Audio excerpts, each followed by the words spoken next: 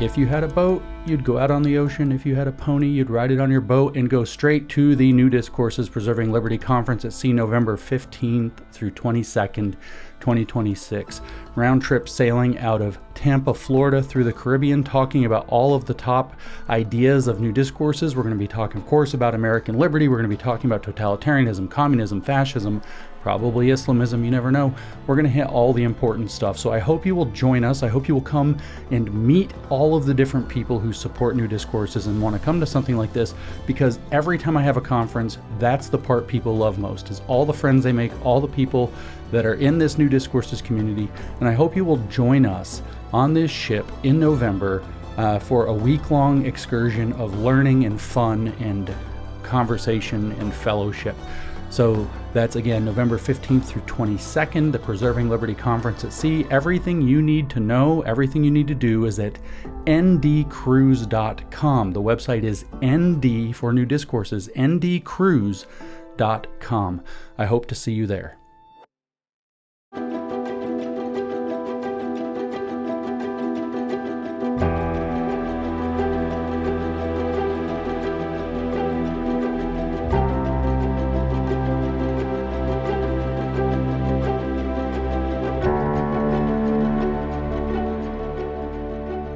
Hey everybody, it's James Lindsay, and you are listening to the New Discourses podcast, and we are diving back into American foundational history. I have been reading 2 books about the American Revolution and Revolutionary period. I think they are fantastic. One is Revolution by my friend Eric Metaxas, and the other is Proclaiming Liberty by Tim Sandifer. They are not the same guy. They are not of the same background, persuasions, and beliefs, and yet they're telling overwhelmingly the same story. Of course, the details vary a little bit, and it's incredible, which is a pretty good indicator, by the way, that they're telling the true story, the real story of the American Revolution, and its call for us to proclaim liberty. So what I've decided to do, and I want this to serve as an inspiration, I'm going to say this right from the get-go, and I think I'm going to say more about this, but you should listen to this part very seriously. I don't want to take too much time because this one might be a bit long. I'm going to read a sermon. And it turns out it was a long sermon. It's 18,000 words. I'm not going to read quite all of it, but most of it. And that's long. This might go very long, so I don't want to waste a lot of time. But I do want to tell you that what I am finding very edifying is not just reading these books about the revolution, which is renewing and reminding me of what the Americans believed, but I'm taking the time, which is a lot of extra time, to do this as a proper study. I don't have a curriculum guide. I haven't made one. I might make one. I don't think I will, but it's possible. I might tell Eric to make one. I don't know. I don't know if he will listen. But what I'm doing is, when certain documents are referenced in the works, I'm going and setting the books aside and reading the originals in full, not just the pulled quotes, which are great, the whole things. I'm reading these so far, this sermon from Jonathan Mayhew, given in 1750, that I'm going to do with you today, but also some of the very foundational documents written by John Adams. I'm sure there will be more. There will be ones by Jefferson, by Madison, by Washington, etc. And I'm taking the time to read them in full. I'm going to go through all of the Federalist Papers in full. I think this is incredibly important because one of the documents that I'm going to do a podcast, maybe 2 to cover it, from John Adams that I want to read to you, makes very clear that John Adams's big concern in the pre-revolutionary period was that Americans become well-informed more than anything else. They needed to know the natural philosophy. They needed to know the legal philosophy. They needed to know natural rights. They needed to know their Locke. They also needed to know their Bible. They needed to know these key pieces like this sermon I'm going to go through today. They needed to know the stories and experiences and justifications of their forebears. They needed to understand where they were in the world and why they were there. They needed to understand the British Constitution for themselves so they knew and could articulate and defend their own rights against tyrannical kings and parliament in Britain. They had to know who they were, what they stood for, why they were doing it, how they got there, why they stood for it, and what it was based in philosophically in order to defend their rights as would-be Americans. And I think that this hasn't changed. One of the things John Adams says made it so that America could be free was that America was so intelligent. They were so well read that they understood the history, they understood the context, they understood the reasons, they understood the justifications for what they believed, and they knew them deeply. And I think that our call, my job in part, is this. Your job is bigger because you reach more people collectively than I do, is to do this with our current generation. I strongly encourage things like book clubs or reading groups that meet kind of like, Bible studies for the American founding stories, for these books, for these original documents, which are almost all available for free, easily online. It's not hard to get PDFs of them, and at least I haven't found one that's hard. And to spend time with these, and then to get together and discuss them, and to teach them to teenagers and young people, and the lessons of them to our children, and to learn the memory of who we are, so that we can understand why we are who we are, why we decided to be this way, and what we are defending. Now, that's enough of a preamble. I want to just kind of contextualize this sermon and then get to it. This, again, is by Jonathan Mayhew, given in 1750, and it is actually an exposition on Romans 13, which, if you are familiar with your Bible, is the part of Romans, the beginning of Romans 13, actually, where it is said that you are to submit to all legitimate authorities. This has been a big topic of debate in the COVID era. I watched Christians debate this issue in the COVID era. I watched some intrepid pastors give very strong sermons and lessons on Romans 13, saying why you weren't supposed to just submit to the mask lords and the vaccine police.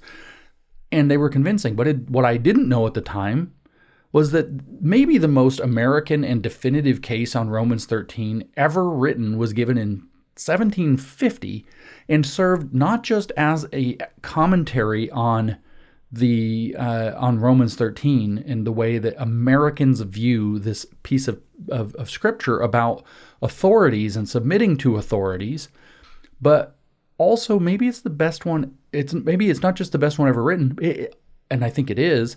It was also literally a foundational sermon to the revolution. It inspired John Adams. John Adams, this other thing I want to read to you from him, which is called A Dissertation on the Canon and Feudal Law, which he wrote in 1765 about the Stamp Act, and we'll get to that in other episodes. The thing is directly inspired by this. John Adams references this explicitly and implicitly and commented that, in his opinion, nearly everybody in the colonies had read this by the point of 15 years later. So the sermon got written down, it got published, it went viral, so to speak, and nearly every serious American colonist had read it by 1765, as the revolution is becoming, at that point, sort of imminent, if you will.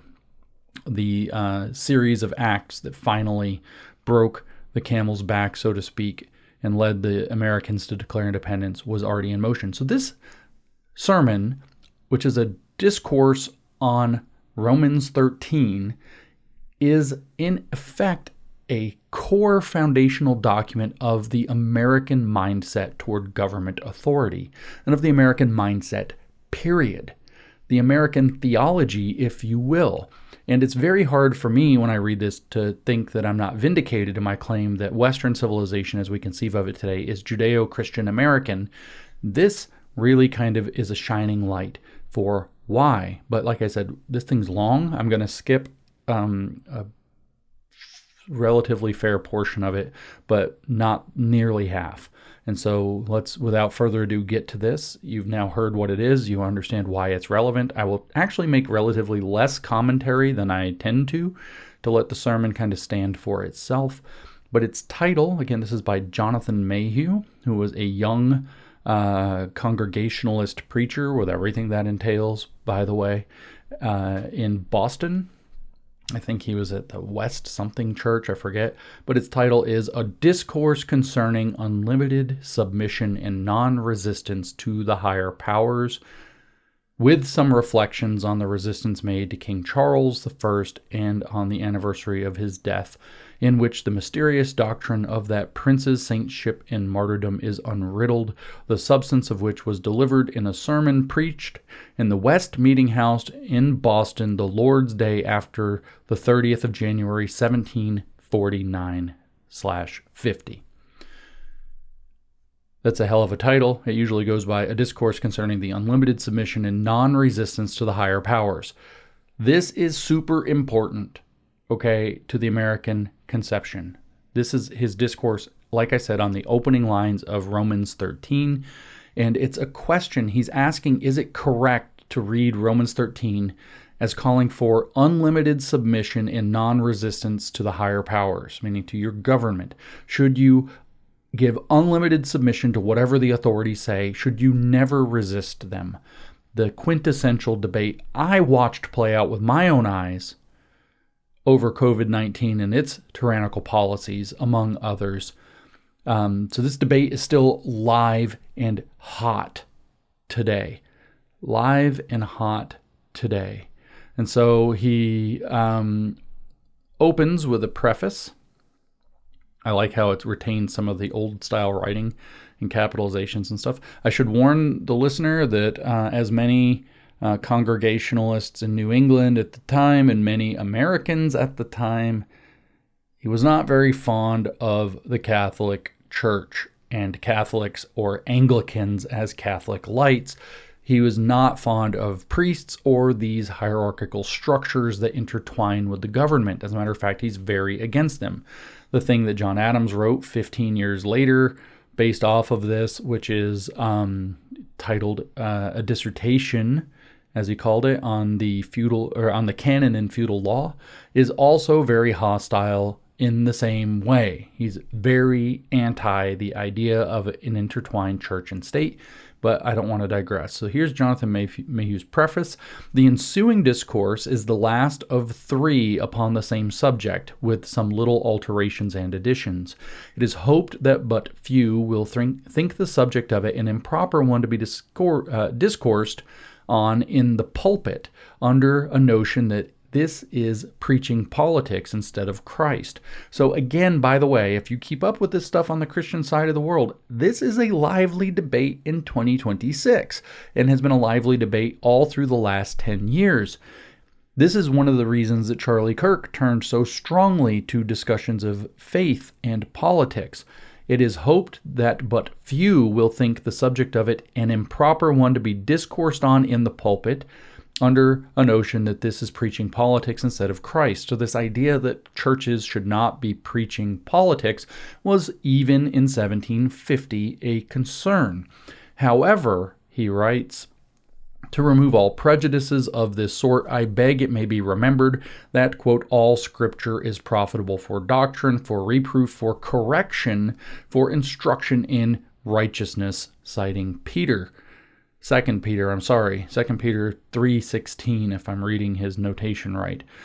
Why then should not those parts of Scripture which relate to civil government be examined and explained from the desk as well as others?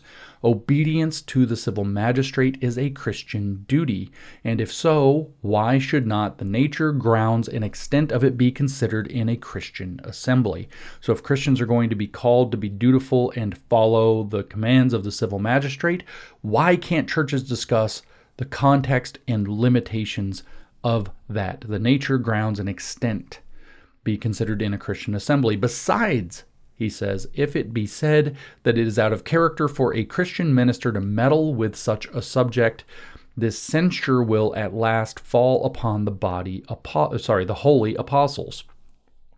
They write upon it in their epistles to Christian churches, and surely it cannot be deemed either criminal or impertinent to attempt an explanation of their doctrine. So in particular, he's talking about the Apostle Paul, but among others, who is writing this thing in Romans 13 that is the subject. So he's saying, if it's in the Bible, why can't pastors talk about it in the pulpit?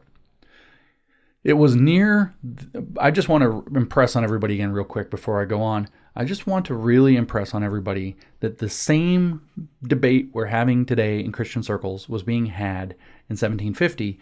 This document is this sermon preached and document written, it was a decisive moment in giving the truly American answer to it. And I know it's a truly American answer to it because the result was in many respects the American Revolution and the founding of our country. So he comments, it was near the approach of the 30th of January. Okay, so quick context. This was celebrated as a holiday in Britain for about a century at this point, as the death day of King Charles I, with all of the attendant history. Charles I had assumed tyrannical powers. Oliver Cromwell's Puritan movement disposed of him and his head, and something sideways went on for a little while, and then we come back a few years later, that didn't last very long, to a restoration of the monarchs, and Charles II assumes the crown, and they set up his father's death day as a day of humiliation and mourning, among a lot of other things that even Charles II thought was a kind of harebrained devotion to him, as kind of like making sure Charles II didn't try to get revenge for the interruption of things and the murder of his father. Now I digress. It was near the approach of the 30th of January that turned my thoughts to this subject, on which solemnity the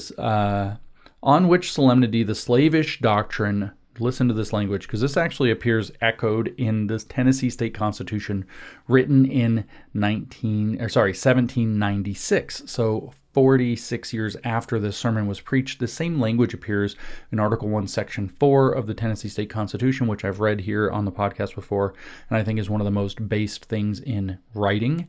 Anyway, on which the solemnity... I added a word there. On which solemnity the slavish doctrine of passive obedience and non-resistance is often warmly asserted. By the way, I'm going to reread this, but in the Tennessee State Constitution, it says something like that the doctrine of non-resistance against arbitrary power shall be considered slavish, absurd, and to the detriment of the good and happiness of mankind. That's literally an article in our state constitution. So he's thinking about this anniversary of the beheading of a tyrant in England, and so this has given occasion to his thoughts, on which solemnity the slavish doctrine of passive resistance and non-resistance is often warmly asserted, and the dissenters from this established church represented not only as schismatics with more of triumph than of truth and of color than Christianity, as in choleric, but also as persons of seditious, traitorous, and rebellious principles. God be thanked, one may in any part of the British Dominion speak freely, if a decent regard be paid to those in authority, both of government and religion. So he's thanking God that at least there they can speak freely both of government and religion, and even give some broad hints that he is engaged on the side of liberty, the Bible, and common sense in opposition to tyranny, priestcraft, and nonsense, without being in danger either of the Bastille or the Inquisition. So you can kind of tell where this is going, guys. Though there will always be some interested politicians, contracted bigots, and hypocritical zealots for a party to take offense at such freedoms, their censure is praise. Their praise is infamy. That's just like the thing from Rick and Morty. Your boos mean nothing to me because I've seen what you cheer for. Their censure is praise. Their praise is infamy. A spirit of domination is always to be guarded against in church. Both in church and state, even in times of the greatest security, such as the present is amongst us, at least as to the latter. Those nations who are now groaning under the iron scepter of tyranny were once free, so they might probably have remained by a seasonable caution against despotic measures. Civil tyranny is usually small in the beginning, like, quote, the drop of a bucket, till at length, like a mighty torrent or the raging waves of the sea, it bears down all before it and deluges whole countries and empires. This it is as to ecclesiastical tyranny also, the most cruel, intolerable, and impious of any. Not a big fan of religious tyranny, guys. From small beginnings, quote, it exalts itself above all that is called God and that is worshipped. They're quoting 2 Thessalonians. The previous quote was Isaiah. People have no security against being unmercifully priest-ridden, but by keeping all imperious bishops and other clergymen who love to, quote, lord it over God's heritage from getting their foot into the stirrup at all. Let them be... Did you hear that, Christian nationalists? The guys who wrote the foundation for the United States don't like you. Let them be once fairly mounted, and their beasts, the laity, may prance and flounce about to no purpose, and they will at length be so jaded and hacked by these reverend jockeys they will not even have spirits enough to complain that their backs are galled, or like Balaam's ass to, quote, rebuke the madness of the prophet. The mystery of iniquity began to work, even in the days of some of the apostles, but the kingdom of Antichrist was then in one respect like the kingdom of heaven, however different in all others. It was as a grain of mustard seed. So if you got alarmed, what he's saying is that the kingdom of Antichrist and the kingdom of heaven were in embryo, like grains of mustard seed. We all know that reference. It says Matthew 13:31. This grain was sown in Italy, that's where the Pope is, that fruitful field, and though it were the least of all seeds, it soon became a mighty tree. It has long since overspread and darkened the greatest part of Christendom, so that we may apply it to what is said of the tree which Nebuchadnezzar saw in his vision. The height thereof reacheth unto heaven, and the sight thereof to the end of all the earth, and the beasts of the field have shadow under it. Tyranny brings ignorance and brutality along with it. It degrades men from their just rank into the class of brutes. It damps their spirits, it suppresses arts, it extinguishes every spark of notable ardor and generosity in the breasts of those who are enslaved by it. It makes naturally strong and great minds feeble and little, and triumphs over the ruins of virtue and humanity. This is true of tyranny in every shape. There can be nothing great and good where its influence reaches, for which reason it becomes every friend to truth in humankind, every lover of God and the Christian religion, to bear a part in opposing this hateful monster, meaning tyranny.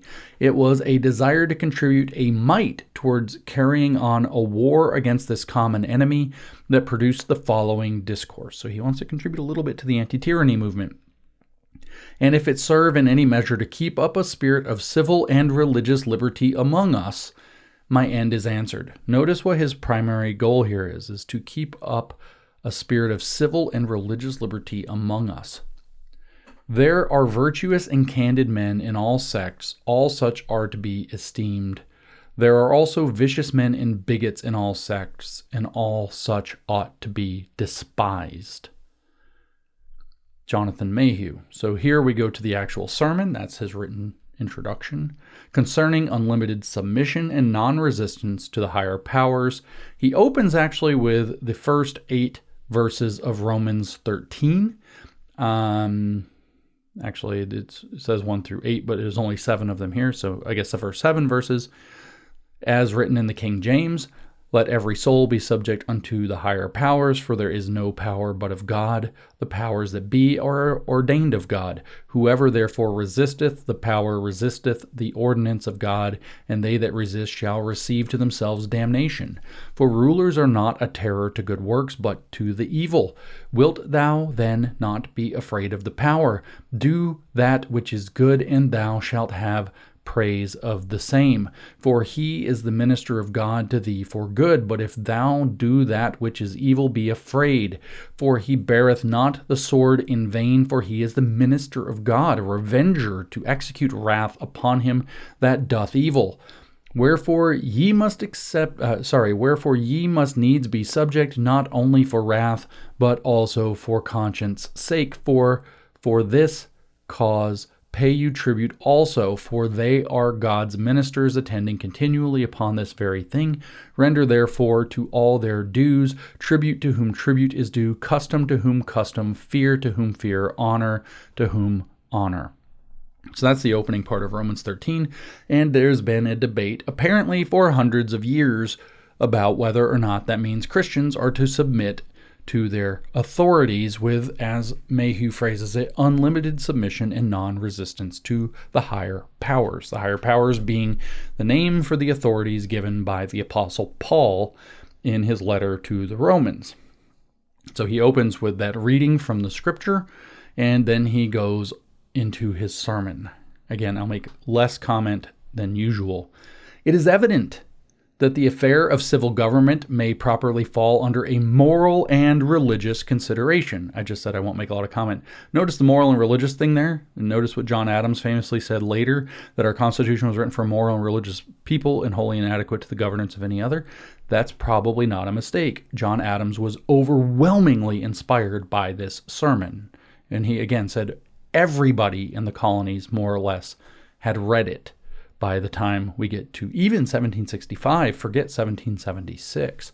So it is evident that the affair of civil government may properly fall under a moral and religious consideration, at least so far forth as it relates to the general nature and end of magistracy, and to the grounds and extent of that submission which persons of a private character ought to yield to those who are vested with authority.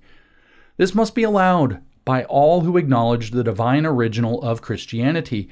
For although there be a sense, and a very plain and important sense, in which Christ's kingdom is not of this world, his inspired apostles have nevertheless laid down some general principles concerning the office of civil rulers and the duty of subjects, together with the reason and obligation of that duty. And from hence it follows that it is proper for all who acknowledge the authority of Jesus Christ and the inspiration of his apostles to endeavor to understand what is in fact the doctrine which they have delivered considering this matter. It is the duty of Christian magistrates to inform themselves what it is which their religion teaches concerning the nature and design of their office. It is equally the duty of all Christian people to inform themselves what it is which their religion teaches concerning that subjection which they owe to the higher powers. Notice here that he said both the leaders and the people need to be highly informed of what they're supposed to understand. Again, I'm calling to all of us to help Americans understand what we're supposed to understand about ourselves. And I encourage you actually to do it in the traditionally Jewish way, which is a call to memory of what we've been through and why we went through it and what the outcome has been. It is for these reasons, he continues, that I have attempted to examine into the scripture account of this matter in order to lay it before you with the same freedom which I constantly used with relation to other doctrines and precepts of Christianity, not doubting, but you will judge upon everything offered to your consideration with the same spirit of freedom and liberty with which it is spoken. The passage read, Romans 13, is the most full and express of any in the New Testament relating to the rulers and subjects, and therefore I thought it proper to ground upon it what I had to propose to you with reference to the authority of the civil magistrate and the subjection which is due to him. But before I enter upon an explanation of the several parts of this passage, it will be proper to observe one thing which may serve as a key to the whole of it.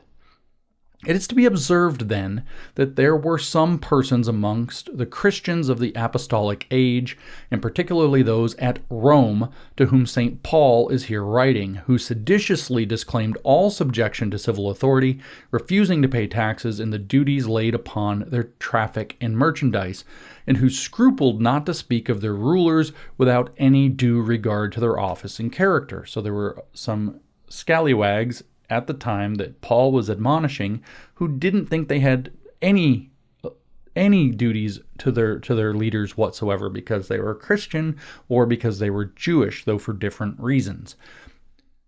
Some of these turbulent Christians were converts from Judaism and others from paganism. The Jews in general had long before this time taken up a strange conceit that being peculiar and elect people of God, they were therefore exempted from the jurisdiction of any heathen princes or governors. Upon this ground it was that some of them, during the public ministry of our blessed Savior, came to him with the question, "Is it lawful to give tribute unto Caesar or not?" And this notion many of them retained after they were proselytized to the Christian faith. As to the Gentile converts, some of them grossly mistook the nature of that liberty which the gospel promised, and thought that by virtue of their subjection to Christ, the only king and head of his church, notice the Christ is king thing, they were wholly freed from subjection to any other prince, as though Christ's kingdom had been of this world, in such a sense as to interfere with the civil powers of the earth, and to deliver their subjects from that allegiance and duty which they before owed to them. Of these visionary Christians in general, who disowned subjection to the civil powers in being where they respectively lived, there is mention made in several places in the New Testament. The Apostle Peter, in particular, characterizes them in this manner, that them that, despite government, presumptuous as they are, self-willed, they are not afraid to speak evil of dignities. Now, it is with reference to these doting Christians that the apostle speaks in the passage before us, and I shall now give you the sense of it in a paraphrase upon each verse in its order, desiring you to keep in mind the character of the persons for whom it is designed. That so, as I go along, you may see how just and natural this address is, and how well suited to the circumstances of those against whom it is leveled. In other words, he's saying you have to exegete this correctly. You have to understand who Paul was talking to and why as a beginning place to understand what he said and what it means and how it applies. By the way, there are a ton of footnotes here, and I'm going to actually, a lot of them are like really juicy gems. Some of them are pages long, longer than the text. I'm going to see what I can do, but I'm not going to distract by reading too much of them too much. The apostle he preached begins thus: "Let every soul be subject unto the higher power, for there is no power but of God. The powers that be are ordained of God." Verse 1. His reply, or his interpretation, I should say, reads, "Whereas some professed Christians vainly imagine that they are wholly excused from all manner of duty and subjection to civil authority, refusing to honor their rulers and to pay taxes, which opinion is not only unreasonable in itself, but also tends to fix a lasting reproach upon the Christian name and profession, I now, as an apostle and ambassador of Christ, exhort every one of you, be he who he will, to pay all dutiful submission to those who are vested with any civil office. For there is, properly speaking, no authority but what is derived from God, as it is only by his permission and providence that any possess it. Yea, I may add that all civil magistrates, as such, although they may be heathens, are appointed and ordained by God. For it is certainly God's will that so useful an institution as that of magistracy should take place in the world for the good of civil society. I'm just going to point out that there were a lot of words in that were chosen very carefully, okay, that are very important. Pay all dutiful submission to those who are vested with civil office. For example, certainly God's will that so useful an institution as that of magistracy should take place in the world for the good of civil society. Another example. The apostle proceeds, "Whosoever therefore resisteth the power resisteth the ordinance of God, and they that resist shall receive to themselves damnation."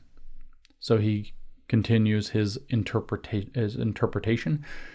"Think not, therefore, that ye are guiltless of any crime or sin against God when ye factiously disobey and resist the civil authority.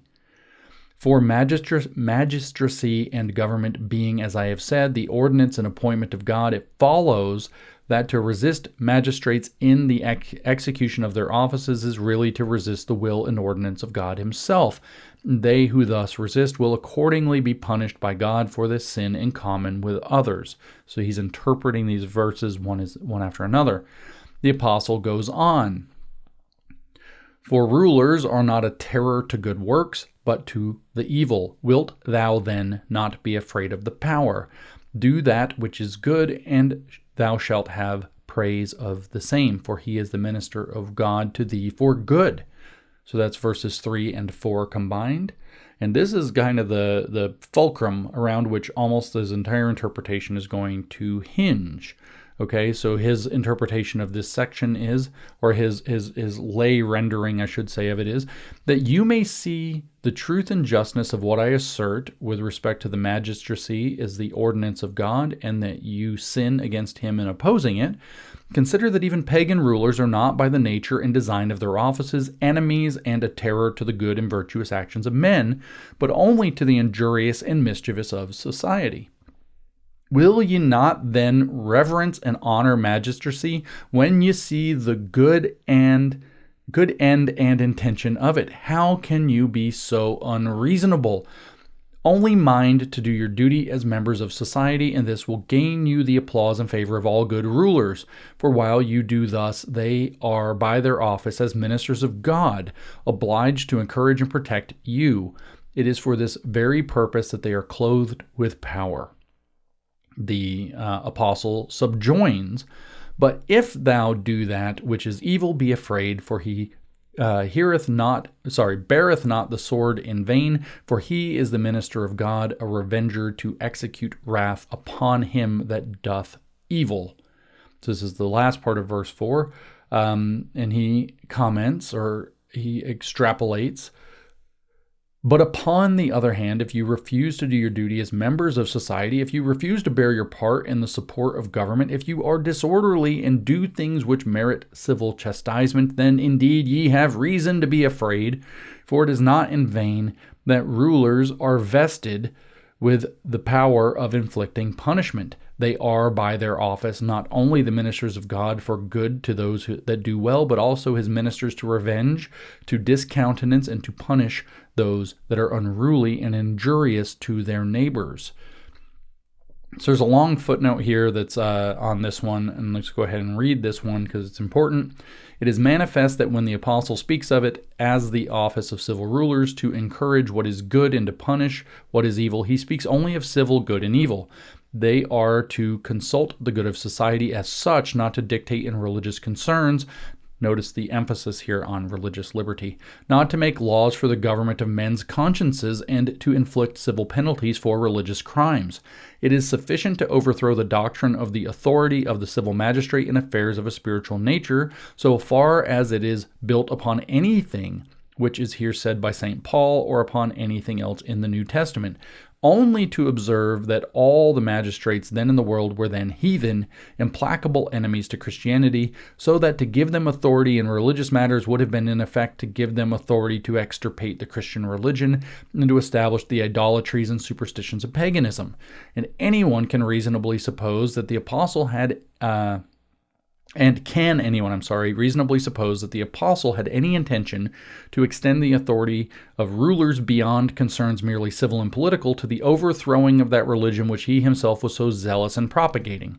But it is natural for those whose religion cannot be supported upon the footing of reason and argument to have recourse to power and force, which will serve a bad cause as well as a good one, and indeed much better. So here you have something really important. He's like, your rulers might not actually have the same religion as you, so we're going to separate church and state here. We're not going to give the rulers power to rule on religious matters. In fact, we're going to try to keep them out of that, right? And so he's saying that Paul had that baked in from the beginning, and you can tell that because of him writing to the Romans who were ruled by pagans and heathen. He goes on, the apostle proceeds, wherefore ye must be subject not only for wrath, but also for conscience sake. And he interprets this thusly. Since therefore I can't say this word. Since therefore magistracy is the ordinance of God, and since rulers are by their office benefactors to society, by discouraging what is bad and encouraging what is good, and so preserving peace and order amongst men, it is evident that you ought to pay a willing subjection to them, not to obey merely for fear of exposing yourselves to their wrath and displeasure, but also in point of reason, duty, and conscience.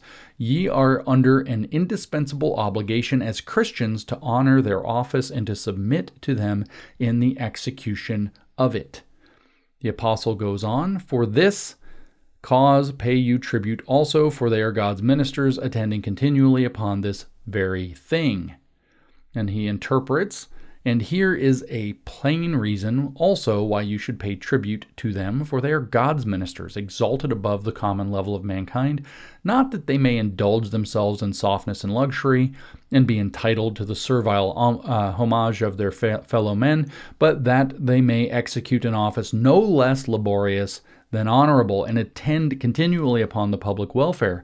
This being their business and duty, it is but reasonable that they should be required for their care and diligence in performing it, and enabled by taxes levied upon the subject, effectually to prosecute the great end of their institution, the good of society.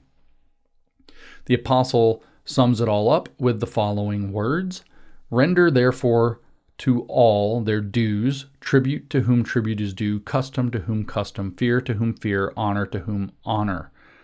And he explains what tributism and all of these things are in terms of money paid for the soil and poll. So that includes voting, P.S. Anyway, his interpretation: Let it not therefore be said of any of you hereafter that you contemn, as in hold contempt for, as that you contemn government, to the reproach of yourselves and of the Christian religion. Neither your being Jews by nation, nor your becoming subjects of Christ's kingdom, gives you any dispensation for making the disturbances in government under which you live. Approve yourselves therefore as peaceable and dutiful subjects. Be ready to pay your rulers all that they may, in respect of their office, justly demand of you. Notice that word justly. Render tribute and custom to those of your governors, whom tribute and custom belong, and cheerfully honor and reverence all who are vested with civil authority according to their deserts, according to what they deserve. Okay, so that's his interpretations of the verses themselves. The apostles' doctrine, he goes on with his sermon, and the apostles' doctrine in the passage thus explained concerning the office of civil rulers and the duty of subjects may be summed up in the following observations. With respect to the end of the magistracy is the good of civil society as such. So the reason we have civil rulers is the good of society. That's absolutely key to his whole argument here. And he says the summary of the apostles' argument is that civil rulers as such are the ordinance and ministers of God, it being by his permission and providence that they bear any rule, and agreeable to his will that there should be some persons vested with authority in society for the well-being of it. That which is here said concerning civil rulers extends to all of them in common. It relates indifferently to monarchical, republican, or aristocratical government, and to all other forms which truly answer the sole end of government, which is the happiness of society, and to all the different degrees of authority in any particular state, to inferior officers no less than to the supreme. That disobedience to civil rulers in the due exercise of their authority, is not merely a political sin, but a heinous offense against God and religion. That the true ground and reason of our obligation to be subject to higher powers is the usefulness of magistracy when properly exercised to human society, and that its subserviency to the general welfare, that obedience to civil rulers is here equally required under all forms of government which answer the sole end of all government, the good of society, and to every degree of authority in any state, whether supreme or subordinate. So there's an important footnote here again. Some suppose the apostle in this passage enforces the duty of submission with two arguments quite distinct from each other, one taken from this consideration that rulers are the ordinance and the ministers of God, and the other from the benefits that accrue to society from civil government, aka the common good. And indeed, these may be distinct motives and arguments for submission, as they may be separately viewed and contemplated. But when we consider that rulers are not the ordinance and ministers of God, but only so far forth as they perform God's will by acting up to the office and character, and so by being benefactors to society, this makes those arguments coincide and run into one at last, at least so far that the former of them cannot hold good for submission where the latter fails. Put the supposition that any man bearing the title of magistrate should exercise his power in such a manner as to have no claim to obedience by virtue of that argument which is founded upon the usefulness of magistracy, and you will equally take off the force of the other argument also, which is founded upon his being the ordinance and the minister of God. For he is no longer God's ordinance and minister, then he acts up to his office and character by exercising his power for the good of society. That's the crux of his argument right there, guys. This is, in brief, the reason why it is said above, in the singular number, that the true ground and reason, etc. The use and propriety of this remark may possibly be more apparent in the progress of the argument concerning resistance. Okay, so he's going to make the argument, so I'm going to frame it for you ahead of time. He's going to make the argument that you only have to submit to and not resist rulers who are actually doing God's will. If they are not being good, you don't have to follow them. If they're not producing the fruit, actually, it's not that they have to be Christians. Remember, many of them are heathen. It's that they have to produce the fruit, which is the good of society. And if they're producing the bad, if they're promoting evil, if they are working as tyrants, you don't have to. In fact, the argument will reverse. You must resist them. You must not submit to an evil ruler, and you must resist them. That's going to be what he makes. And so it is incumbent upon the leader themselves that they live up to the qualifications given by Paul in Romans 13, that they are ministers ordained by God to hold the civil office that they do with the civil powers that they exercise, for people to rightfully submit to them. That's a very sophisticated, important, and very, very American argument. It is, in fact, the foundation of the American program.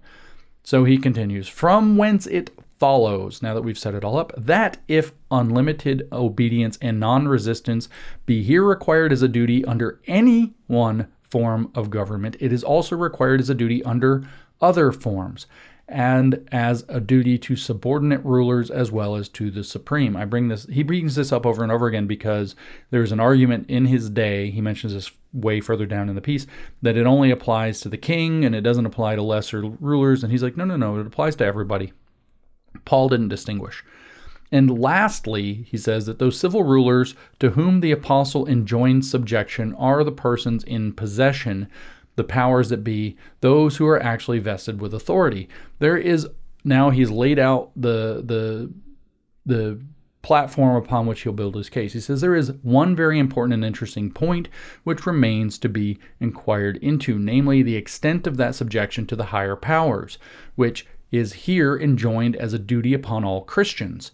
Some have thought it warrantable and glorious to disobey the civil powers in certain circumstances, he's talking about people around him, by the way, and in cases of very great and general opposition, when humble remonstrances fail of having any effect, and when the public welfare cannot be otherwise provided for and secured, to raise unanimously even against the sovereign himself, in order to redress their grievances, to vindicate their natural and legal rights, to break the yoke of tyranny and free themselves and posterity from inglorious servitude and ruin.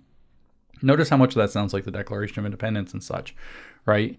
It is upon this principle that many royal oppressors have been driven from their thrones into banishment, and many slain by the hands of their subjects. Before I go on, let me read this long footnote again. This all must be understood with this proviso, that they do not grossly abuse their power and trust, but exercise it for the good of those that are governed. Who these persons were, whether Nero, etc., or not, the apostle does not say, but leaves it to be determined by those to whom he writes. God does not interpose in a miraculous way to point out the persons who shall bear rule and to whom subjection is due. And as to the unalienable, indefeasible right of primogeniture, the scriptures are entirely silent, or rather plainly contradicted. Saul, being the first king among the Israelites and appointed to the royal dignity during his own father's lifetime, and he was succeeded, or rather superseded, by David, the last born among many brethren. Now, if God had not invariably determined this matter, it must of course be determined by men. And if it be determined by men, it must be determined either in the way of force or of compact. And which of these is the most equitable can be no question. So what he's saying is God doesn't tell you which rulers are good and bad. He doesn't give you that. That's up to men. And men have to decide for themselves. And there are really kind of, at the end of the day, only two ways that this is going to be determined, which is force or compact, and which one is better is obvious. Okay, so he goes on. I'll start again with the banishment thing. It is upon this principle that many royal oppressors have been driven from their thrones into banishment, and many slain by the hands of their subjects. It was upon this principle that Tarquin was expelled from Rome, and Julius Caesar, the conqueror of the world, and the tyrant of his country, cut off in the Senate house. That's a nice way to put that. It was upon this principle that the king Charles I was beheaded before his own banqueting house. It was also upon this principle that the King James II was made to fly that country which he aimed at enslaving. And upon this principle was that revolution brought about which has been so fruitful of happy consequence to Great Britain. So he's saying there have been lots of times in history where tyrants have been, we'll say, challenged, to be very polite about it, and that it didn't seem like it was so bad. So maybe there's more to the story of how we're to understand Romans 13 than unlimited submission and non-resistance. He says, but in opposition to this principle, it has often been asserted that the scripture in general, and the passage under consideration in particular, makes all resistance to princes a crime in any case whatever. If they turn tyrants and become the common oppressors of those whose welfare they ought to regard with a paternal affection, we must not pretend to right ourselves unless it be by prayers and tears and humble entreaties. And if these methods fail of procuring redress, we must not have recourse to any other, but all suffer ourselves to be robbed and butchered at the pleasure of the Lord's anointed, lest we should incur the sin of rebellion and the punishment of damnation. For he has God's authority and commission to bear him out in the worst of crimes, so far as he may not be withstood or controlled. So he's saying that many people interpret Romans 13 that way.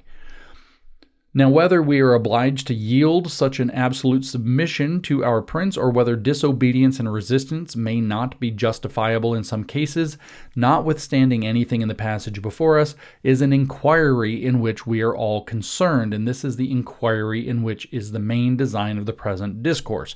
So he says, which of these two interpretations is right, and how do we know how far to go? And we're all very interested in this, so I'm going to talk about it. Now, he continues, there does not seem to be any necessity of supposing that an absolute unlimited obedience, whether active or passive, is here enjoined merely for the reason that the precept is delivered in absolute terms, without any exception or limitation expressly mentioned. So he says there must be some exceptions. And there's nowhere in the passage does Paul say this is absolute and in all cases. He says we're enjoined in verse 1 to be subject to the higher powers, and in verse 5 to be subject for conscience's sake.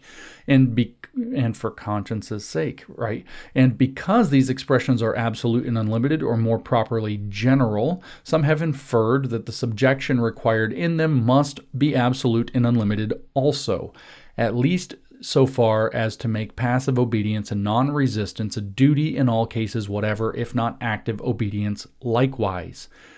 Though, by the way, there is no distinction made betwixt active and passive obedience here, and if either of them be required in an unlimited sense, the other must be required in the same sense also, by virtue of the present argument, because the expressions are equally absolute with respect to both. But that unlimited obedience of any sort cannot be regarded, cannot be argued merely from the indefinite expressions in which obedience is enjoined, appears from hence that expressions of the same nature frequently occur in Scripture, upon which it is confessed on all hands that no such absolute and unlimited sense ought to be put. For example, love not the world, neither the things that are in the world. Lay up for yourselves treasures upon earth. Lay not up for yourselves treasures upon earth. Take therefore no thought for the morrow, that being from 1 John 2, Matthew 6, and Matthew 6 again. These are all precepts expressed in at least equally absolute and unlimited terms, but it is generally allowed that they are to be understood with certain restrictions and limitations. It's very hard to not think that we can take literally no thought for tomorrow at all, right? Okay, so it is generally allowed that they are to be understood with certain restrictions and limitations, some degrees of love to the world and the things of it being allowable. Nor indeed do the right reverend fathers in God and other dignified clergymen of the established church seem to be altogether averse to admitting of restrictions in the latter case. How warm soever any of them may be against restrictions and limitations in the case of submission to authority, whether civil or ecclesiastical. It is worth remarking also that patience and submission under private injuries are enjoined in much more peremptory and absolute terms than any that are used with regard to submission to the injustice and oppression of civil rulers. Thus I say unto you that ye resist not evil, but whoever shall smite thee on the right cheek, turn to him the other also. If any man will sue thee at the law, take away thy coat, and let him have thy cloak also. And whoever shall compel thee to go a mile with him, go with him twain. Matthew 5:39 through 41. Any man may be defied to produce such strong expressions in favor of a passive and tame submission to unjust tyrannical rulers as are here used to enforce submission to private injuries. But how few are there that understood those expressions literally, and the reason why they do not is because with submission to the Quakers, common sense shows that they were not intended to be so understood, but to instance in some scripture precepts which are more directly to the point in hand. Children are commanded to obey their parents, and servants their masters, in as absolute and unlimited terms as subjects here are commanded to obey their civil rulers. Thus this same apostle, Paul, writes, "Children, obey your parents in the Lord, for this is right. Honor thy father and mother, which is the first commandment with promise. Servants, be obedient to them that are your masters according to the flesh, with fear and trembling, with singleness of your heart, as unto Christ." And this is from Ephesians chapter 6. Thus also wives are commanded to be obedient to their husbands. Wives, submit yourselves unto your husbands as unto the Lord, for the husband is the head of the wife, even as Christ is the head of the church. Therefore, as the church is subject unto Christ, so let the wives be to their own husbands in everything. That's also from Ephesians chapter 5. In all these cases, submission is required in terms at least as absolute and universal or as are ever used with respect to rulers and subjects. But who supposes that the apostles ever intended to teach that children, servants, and wives should in all cases whatever obey their parents, masters, and husbands respectively, never making any opposition to their will, even although they should require them to break the commandments of God or should ceaselessly make an attempt upon their lives? No one puts such a sense upon these expressions, however absolute and unlimited. Why then should it be supposed that the apostle designed to teach universal obedience, whether passive or active, to the higher powers, merely because his precepts are delivered in absolute and unlimited terms? And if this be a good argument in one case, why is it not in others also? If it be said that resistance and disobedience to the higher powers is here positively to be a sin, so also is the disobedience of children to parents, servants to masters, and wives to husbands in other places of Scripture. But the question still remains whether in all these cases there be not some exceptions. And the three latter, it is allowed, there are, and from hence it follows that barely any use of absolute expressions is no proof that obedience to civil rulers is in all cases a duty, or resistance in all cases a sin. I should not have thought it worthwhile to take any notice at all of this argument had it not been much insisted upon by some of the advocates for passive obedience and non-resistance, for it is in itself perfectly trifling and rendered considerable only by the stress that has been laid upon it for want of better. The joke here is that the people are insisting that are Canadians now, not Americans. There is, he goes on, that was a joke, by the way. There is indeed one passage in the New Testament where it may seem at first view that an unlimited submission to civil rulers is enjoined. Submit yourselves to every ordinance of man for the Lord's sake. That's in 1 Peter 2. To every ordinance of man. However, this expression is no stronger than that before taken notice. However, this expression is no stronger than that before taken notice of with relation to the duty of wives. So let wives be subject to their own husbands in everything. But the true solution of this difficulty, if it be one, is this. By every ordinance of man, which literally is every human institution or appointment, by which manner of expression the apostle plainly intimates rulers derive their authority immediately not from God, but men, by every ordinance of man is not meant every command of the civil magistrate without exception, but every order of magistrates appointed by man, whether superior or inferior. For so the apostle explains himself in the very next words, whether it be to the king as supreme or to governors as unto them that are sent, etc. But although the apostle had not subjoined any such explanation, the reason of the thing itself would have obliged us to limit the expression every ordinance of man to such human ordinances and commands as are not consistent with the ordinances and commands of God, the supreme lawgiver, or with any other higher and antecedent obligations. It is to be observed in the next place that as the duty of universal obedience and non-resistance to the higher powers cannot be argued from the absolute unlimited expressions which the apostle here uses, so neither can it be argued from the scope and drift of his reasoning considered with relation to the persons he was here opposing. As was observed above, there were some professed Christians in the apostolic age who disclaimed all magistracy and civil authority in general, despising government and speaking evil of dignitaries, some under a notion that Jews ought not to be under the jurisdiction of Gentile rulers, and others that they were set free from the temporal powers by Christ. Now, it is with persons of this licentious opinion and character that the apostle is concerned, and all that was directly to his point was to show that they were bound to submit to magistracy in general.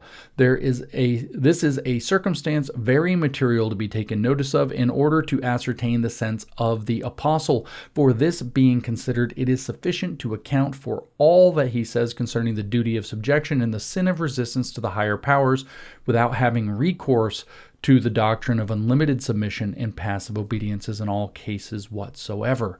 Were it known that those in opposition to whom the apostle wrote allowed of the civil authority in general and only asserted that there were some cases in which obedience and non-resistance were not a duty, there would then indeed be reason for interpreting this passage as containing the doctrine of unlimited obedience and non-resistance, as it must in this case be supposed to have been leveled against such as denied that doctrine. But since it is certain that there were persons who vainly imagined that civil government in general was not to be regarded by them, it is most reasonable to suppose that the apostle designed his discourse only against them.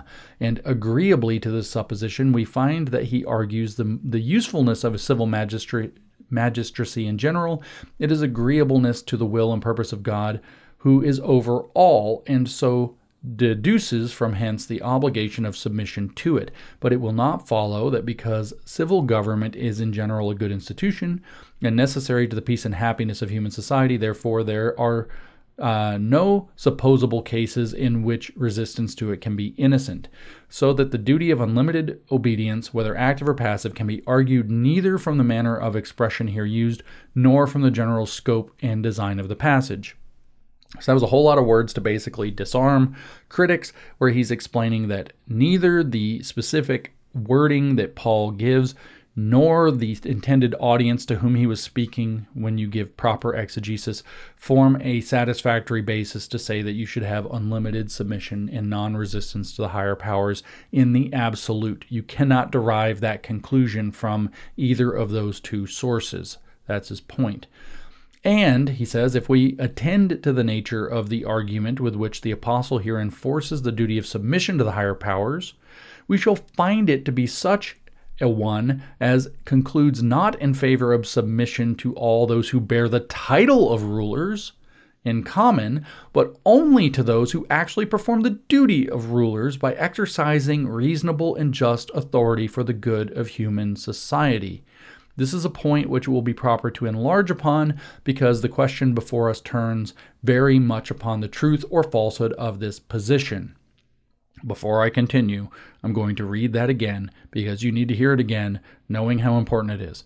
And if we attend to the nature of the argument with which the apostle here enforces the duty of submission to the higher powers, we shall find it to be such a one as concludes not in favor of submission to all who bear the title of rulers in common, but only to those who actually perform the duty of rulers by exercising reasonable and just authority for the good of human society. So his argument is going to be that what Romans 13 tells you that you must submit to are rulers who produce the good, and let me get the phrasing again, the good of humans, reasonable and just authority for the good of human society. Only those. It is not people who have the title of rulers. It is only people who are acting like rulers to whom you are enjoined to submit. That's going to be his argument. And not all of them do it, including tyrants. So his conclusion, his very American conclusion to Romans 13 is that Paul is commanding in inspired words that Christians are to submit only to people who are actually being rulers. And it doesn't matter if they're Christian or not, remember, because he's speaking to people with heathen rulers, telling them to submit. What matters is, are they working for the good of civil society or not? And we're only talking about civil powers here, not religious powers, because he's a big fan of religious liberty, as he's already said. So he is saying that you only have to submit to rulers who are in their consistent activity, not by making mistakes here and there. He clarifies that in another footnote later. You only have to submit to rulers who are actually doing what they're supposed to do as carrying forth the good and happiness of man and society, not to tyrants. So he says everything revolves around the question itself before us turns very much upon the truth or falsehood of this position.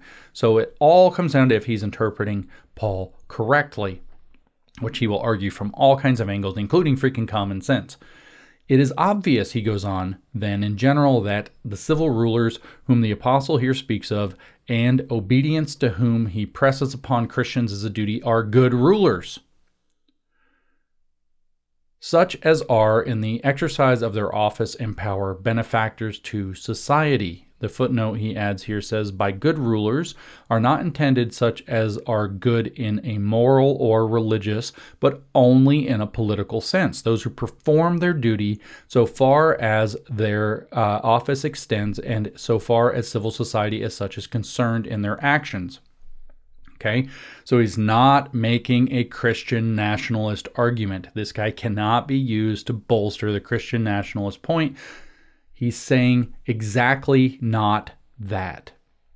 But it is obvious then in general that the civil rulers whom the apostle here speaks of, and obedience to whom he presses upon Christians as a duty, are good rulers, such as are in the exercise of their office and power benefactors to society, such that they are described to be throughout this passage. Such it is said that they are not a terror to good works, but to the evil, that they are God's ministers for good, revengers to execute wrath upon him that doth evil, and that they attend continually upon this very thing. St. Peter gives the same account of rulers. They are for a praise to them that do well, and the punishment of evildoers. It is manifest that this character and description of rulers agrees only to such as are rulers in fact as well as in name.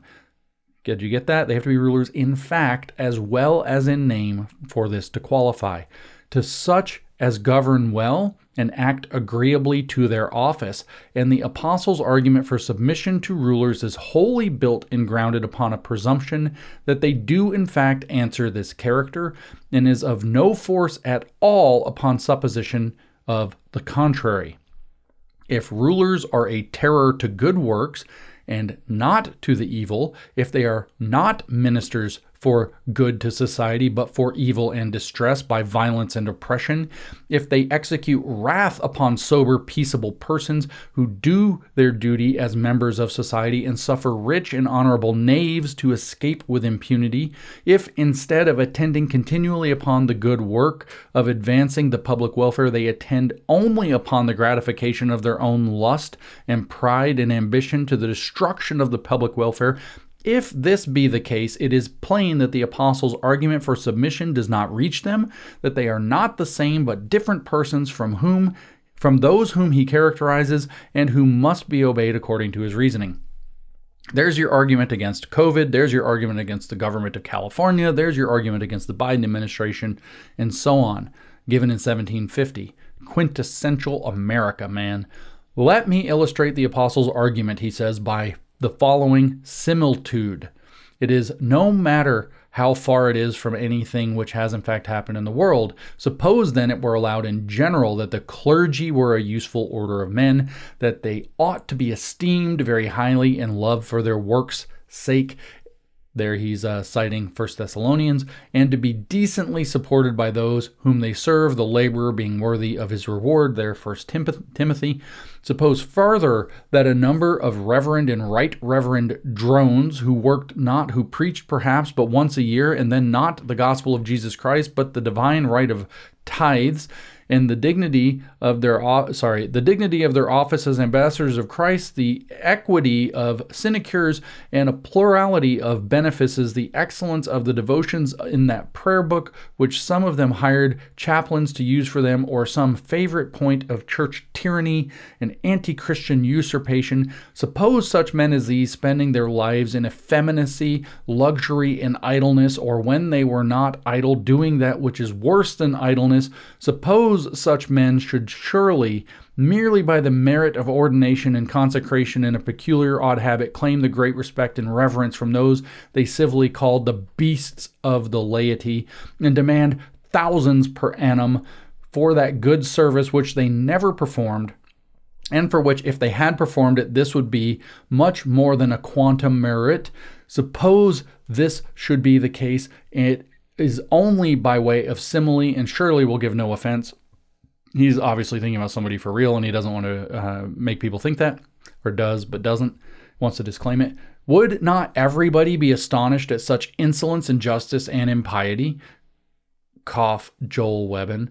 And ought not such men be told plainly that they could not reasonably expect the esteem and reward due to the ministers of the gospel unless they did the duties of their office? Should they not be told that their title and habit claimed no regard, reverence, or pay, separate from the care and work and various duties of their function, and that while they neglected the latter, the former served only to render them the more ridiculous and contemptible?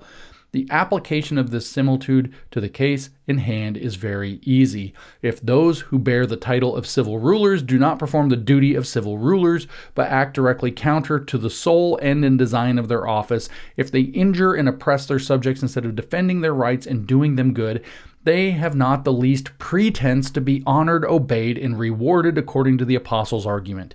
For his reasoning, in order to show the duty of subjection to the higher powers, is, as was before observed, built wholly upon the supposition that they do in fact perform the duty of rulers. If you didn't catch all that, you have bad priests, pastors, whatever. Do they really deserve to be treated like with honor? And do you have bad rulers? They're not really rulers.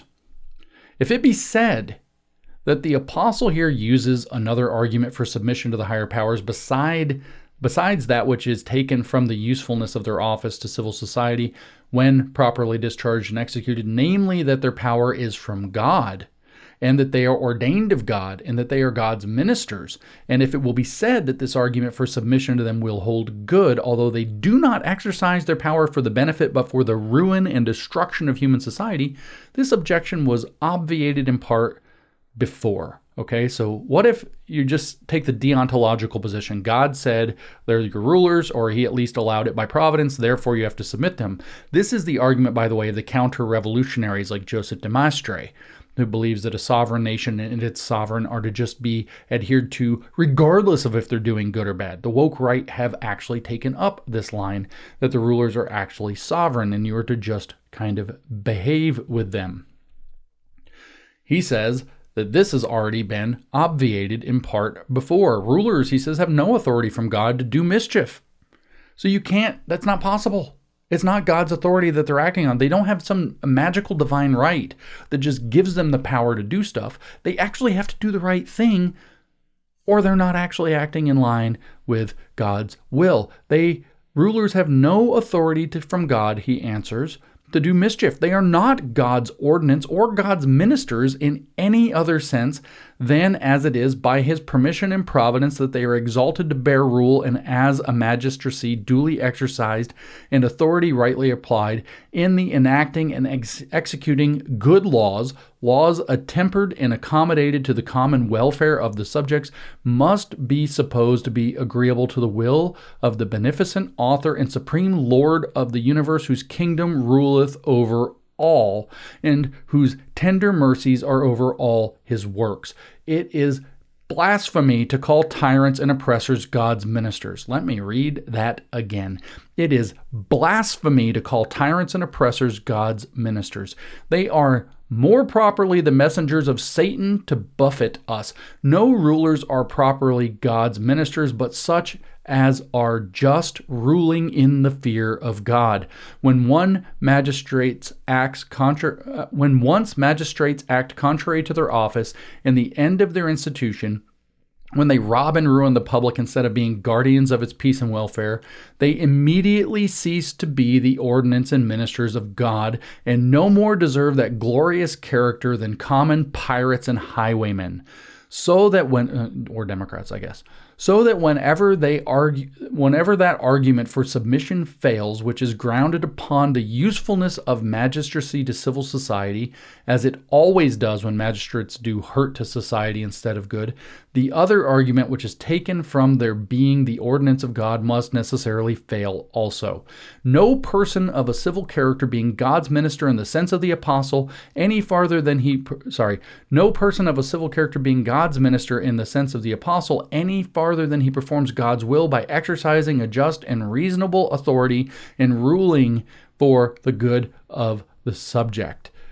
This in general, let us now trace the apostles' reasoning in favor of submission to the higher powers a little more particularly and exactly. For by this it will appear on one hand, how good and conclusive it is for the submission to those rulers who exercise their power in a proper manner, and on the other, how weak and trifling and unconnected it is if it's supposed to be meant by the apostle to show the obligation and duty of obedience to tyrannical, oppressive rulers in common with others of a different character. The apostle enters upon his subject thus: let every soul be subject unto the higher powers, for there is no power but of God. The powers that be are ordained of God.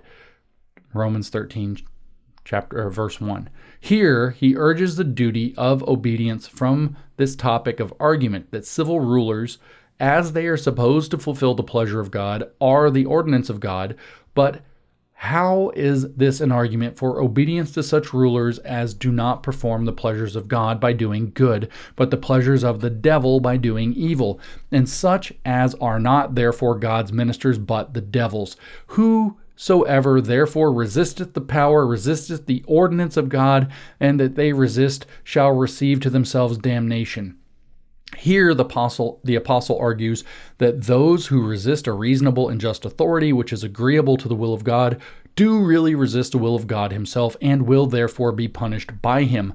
But how does this prove that those who resist a lawless, unreasonable power, which is contrary to the will of God, do therein resist the will and ordinance of God? Is resisting those who resist God's will the same thing with resisting God, or shall those who do receive to themselves damnation? For rulers are not a terror to good works, but to the evil. Wilt thou then not be afraid of the power? Do that which is good, and thou shalt have praise of the same. For he is the minister of God to thee for good. Here the apostle argues more explicitly than he had done before, for revering and submitting to magistracy from this consideration that such as really performed the duty of magistrates would be enemies only to the evil actions of men, and would befriend and encourage the good, and so be a common blessing to society. But how is this an argument that we must honor and submit to such magistrates as are not enemies to the evil actions of men, but to the good, and such that are not a common blessing, but a common curse to society? But if thou do that which is evil, be afraid, for he is the minister of God, a revenger to execute wrath upon him that doth evil. Here the apostle argues from the nature and end of magistracy that such as did evil, and such only, had reason to be afraid of the higher powers, it being part of their office to punish evildoers, no less than to defend and encourage such as do well. But if magistrates are unrighteous, or if they are if magistrates are unrighteous, if they are respecters of persons, if they are partial in their administration of justice, then those who do well have as much reason to be afraid as those that do evil. There can be no safety for the good, nor any particular ground of terror to the unruly and injurious, so that, in this case, the main end of civil government will be frustrated. And what reason is there for submitting to that government which does by no means answer the design of government? Notice how common sense this part of the argument is, by the way. Wherefore ye must needs be subject, not only for wrath, but also for conscience' sake.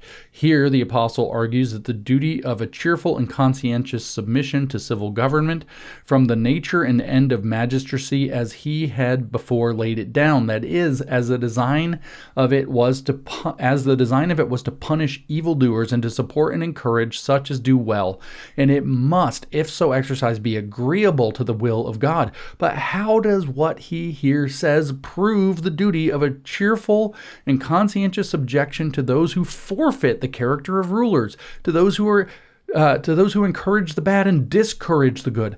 The argument here used no more proves it to be a sin to resist such rulers than it does to resist the devil, that he may flee from us.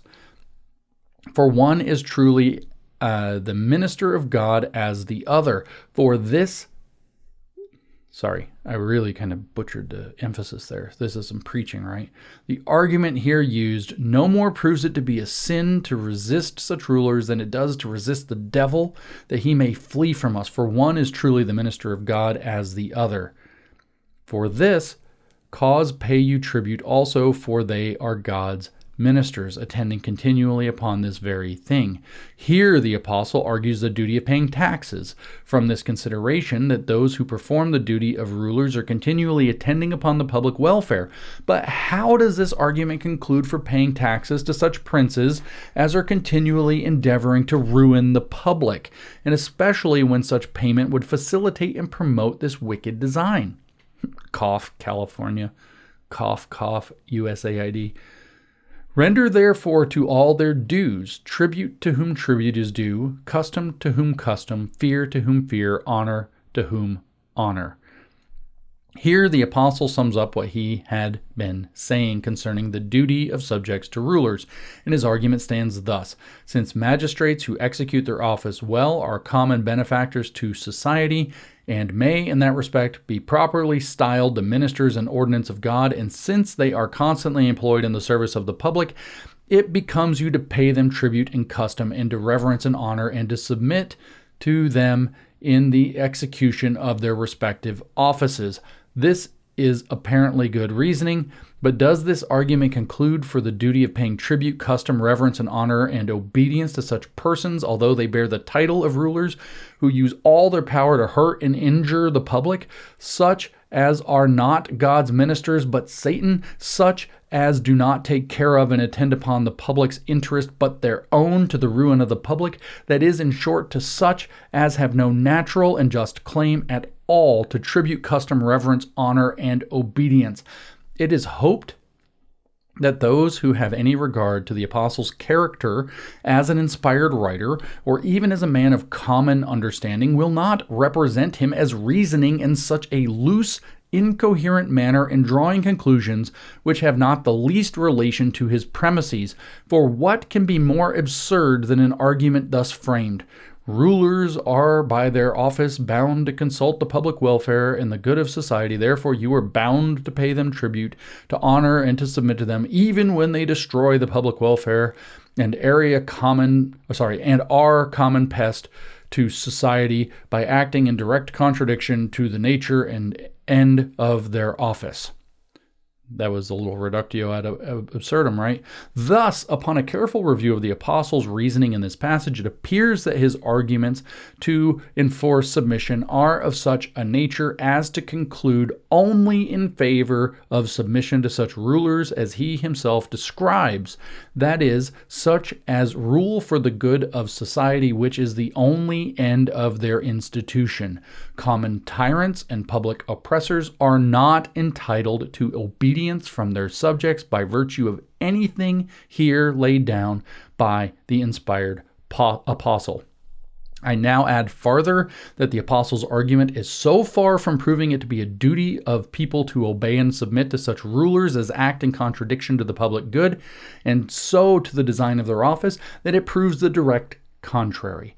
For please to observe that if the end of all civil government be the good of society, if this be the thing that is aimed at in constituting civil rulers, and if the motive and argument for submission to government be taken from the apparent usefulness of civil authority, it follows that when no such good end can be answered by submission, there remains no argument or motive to enforce it.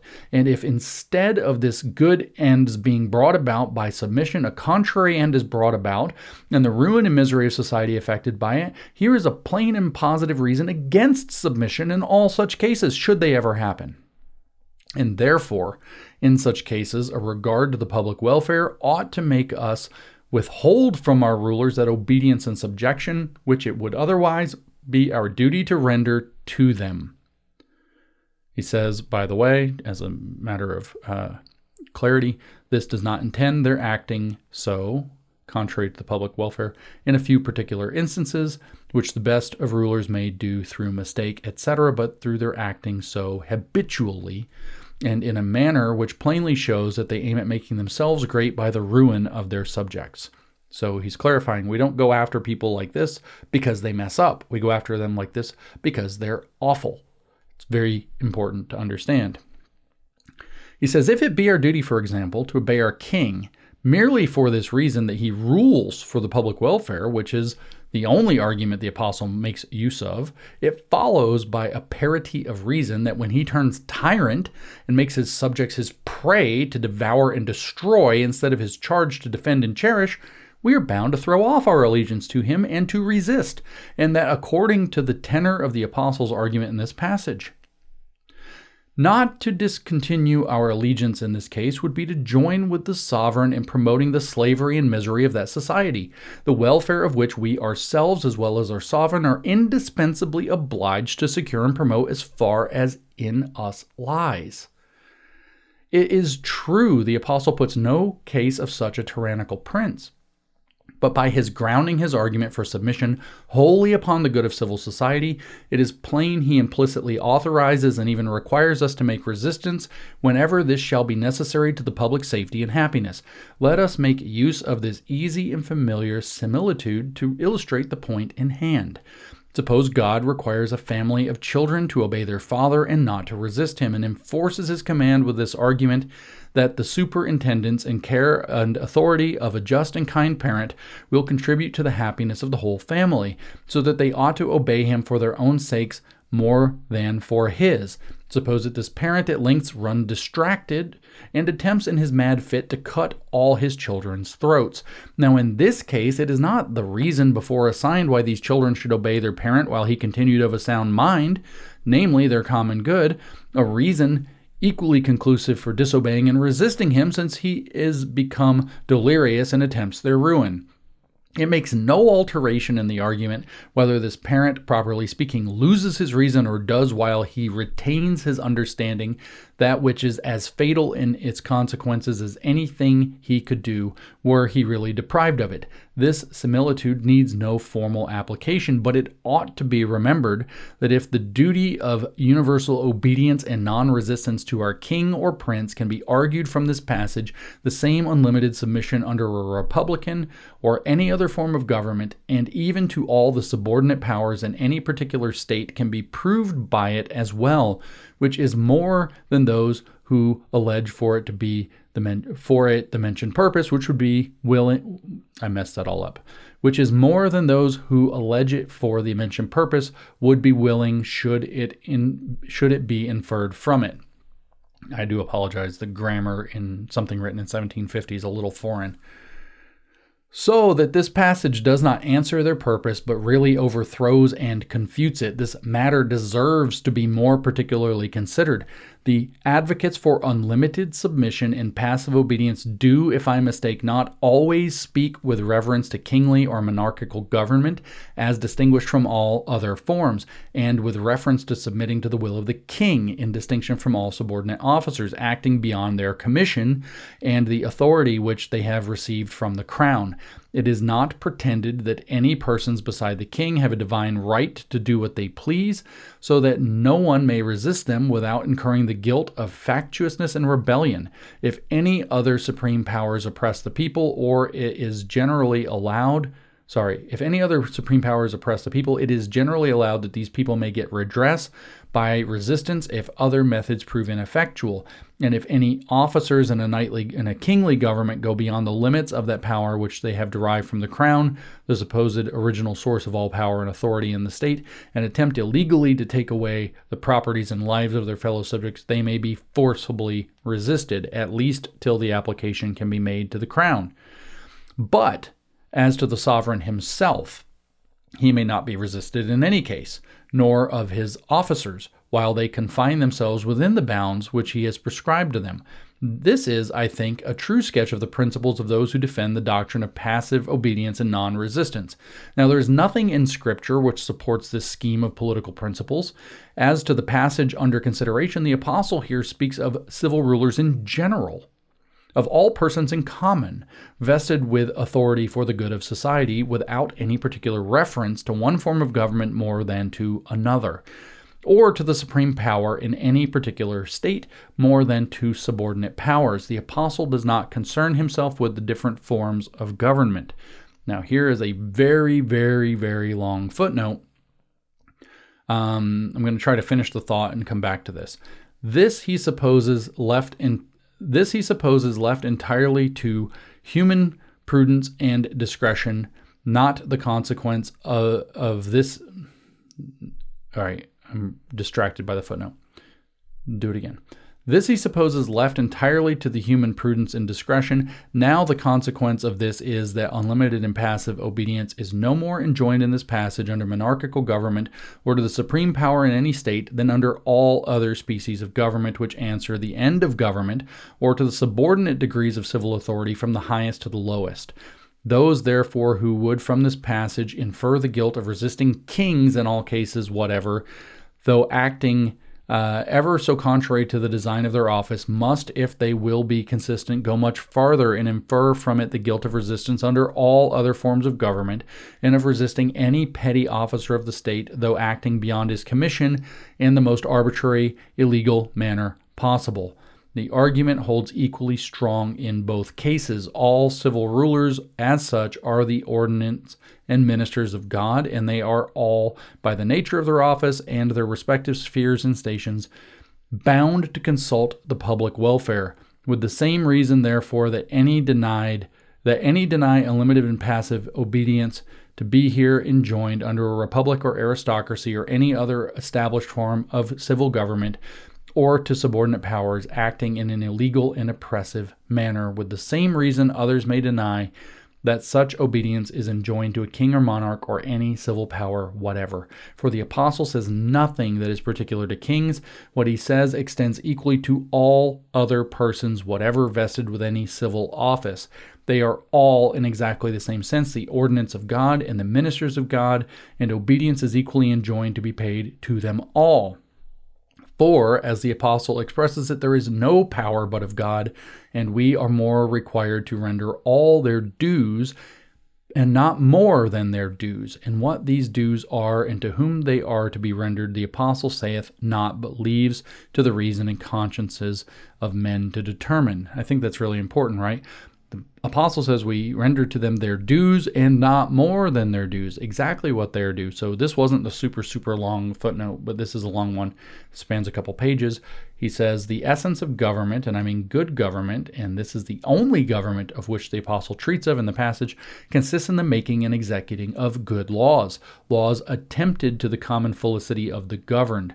And if this be in fact done, it is evidently in itself a thing of no consequence at all what the particular form of government is, whether the legislative and executive power be lodged in one and the same person or in different persons, whether in one person whom we shall call an absolute monarch, whether in a few so as to constitute an aristocracy, whether in many so as to constitute a republic, or whether in three coordinate branches. In such manner, this is 1750, guys, or whether in three coordinate branches in such manner as to make the government partake something of each of these forms and to be at the same time essentially different from them all. If the end be attained, it is enough. But no form of government seems to be so unlikely to accomplish this end as absolute monarchy, nor is there any one that has solicited pretense to a divine original, unless it be in this sense that God first introduced it into and thereby overturned the commonwealth of Israel as a curse upon that people for their folly and wickedness, particularly in desiring such a government. See 1 Samuel 8. Just so God before sent quails among them as a plague and as a curse and not as a blessing. Numbers chapter 11. All right, where did we leave off? Thus, he tells us, it appears that the common argument grounded upon this passage in favor of universal and passive obedience really overthrows itself by proving too much, if it proves anything at all, namely that no civil officer is, in any case whatever, to be resisted, though acting in express contradiction to the design of his office, which no man in his senses ever did or can assert. Notice again the appeal to common sense here. Okay. Thus it appears that the common argument grounded upon this passage in favor of universal and passive obedience really overthrows itself by proving too much, if it proves anything at all, namely that no civil officer in any case whatsoever, this is the argument that you run into for Romans 13, namely that no civil officer in any case whatsoever to be resisted through acting in express contradiction to the design of his office, which no man in his senses ever did or can assert. It's not possible to believe or say that you should never resist a tyrant. So his conclusion is, Paul didn't say that. Paul said something else. If we calmly consider the nature of the thing itself, nothing can well be imagined more directly contrary to common sense than to suppose that millions of people should be subjected to the arbitrary, precarious pleasure of one single man who has naturally no superiority over them in any point of authority, so that their estates and everything that is valuable in life, and even their lives also, shall be absolutely at his disposal if he happens to be wanton and capricious enough to demand them. Super American. Outright rejection of Demastre, by the way, who hasn't come along yet. Outright rejection of this divine right of kings and the absolute right of the sovereign. He says it's in direct contradiction to common sense. If we calmly consider the nature of the thing itself, nothing can well be imagined more directly contrary to common sense than to suppose that millions of people should be subjected to the arbitrary, precarious pleasure of one single man, and here's really the fun part, who has naturally no superiority over them in any point of authority, so that their estates and everything that is valuable in life, and even their lives also, should be absolutely at his disposal if he happens to be wanton and capricious enough to demand them. While all unprejudiced men can think that God made all to be thus subservient to the lawless pleasure and frenzy of one, so that it shall always be a sin to resist him, nothing but the most plain and express revelation from heaven could make a sober, impartial man believe such a monstrous, unaccountable doctrine. And indeed, the thing itself appears so shocking, so out of all proportion, that it may be questioned whether all the miracles that were ever wrought could ever make it credible that this doctrine really came from God. At present, there is not the least syllable in Scripture which gives any countenance to it. You couldn't really condemn the bad reading, the standard reading of Romans 13 more than you're hearing here. The hereditary, indefeasible divine right of kings and the doctrine of non-resistance, which is built upon the supposition of such a right, are altogether as fabulous and chimerical as transubstantiation or any of the most absurd reveries of ancient or modern visionaries. These notions are fetched neither from divine revelation nor human reason, and if they are derived from neither of these sources, it is not much matter from whence they come or whither they go. It is a pity that such doctrines should be propagated in society to raise factions and rebellions, as we see they have, in fact, been both in the last and in the present reign, meaning the reign of the different kings in England at the times he's talking about.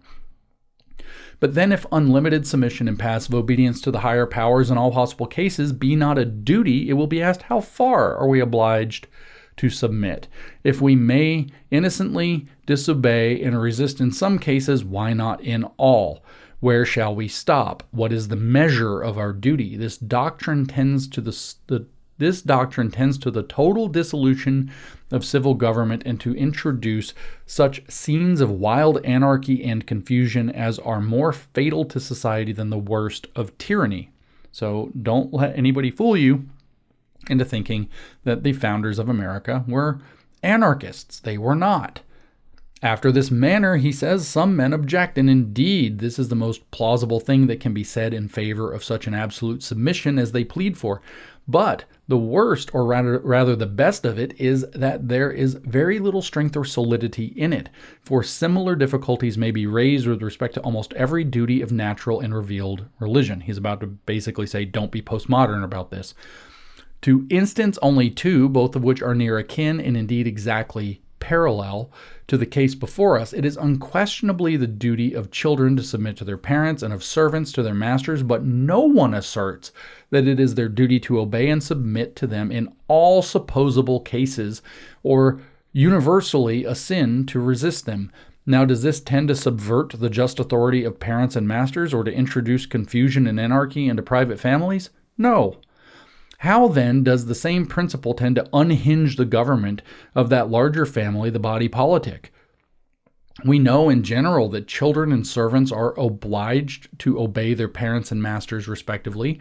We know also with equal certainty that they are not obliged to submit to them in all things without exception, but may in some cases reasonably and therefore innocently resist them. These principles are acknowledged upon all hands, whatever difficulty there may be in fixing the exact lines of submission. So that's where it's really you can't quite tell where the line is, but that doesn't mean that we don't understand that there's a line. He's saying, don't be postmodern about this. Now, there is at least as much difficulty in stating the measure of duty in these two cases as in the case of rulers and subjects, so that this is really no objection, at least no reasonable one, against resistance to the higher powers, or if it is one, it will hold equally against resistance in the other cases mentioned. It is indeed true, in other words, if it's true that we can just resist everything the government does because of this argument, then that would be like that children can resist everything their parents do or suggest. And that's obviously absurd.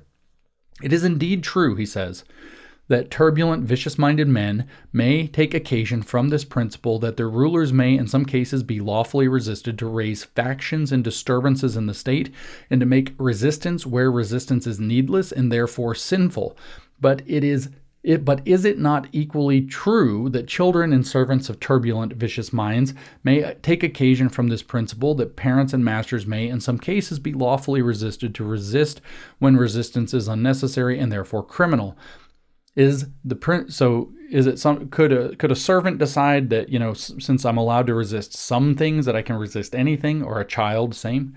No, of course not. And so same thing with the government. That's what he's saying. Is the principle in either case false in itself merely because it may be abused and applied to legitimate disobedience and resistance in those instances to which it ought not be applied? Again, this is don't be postmodern.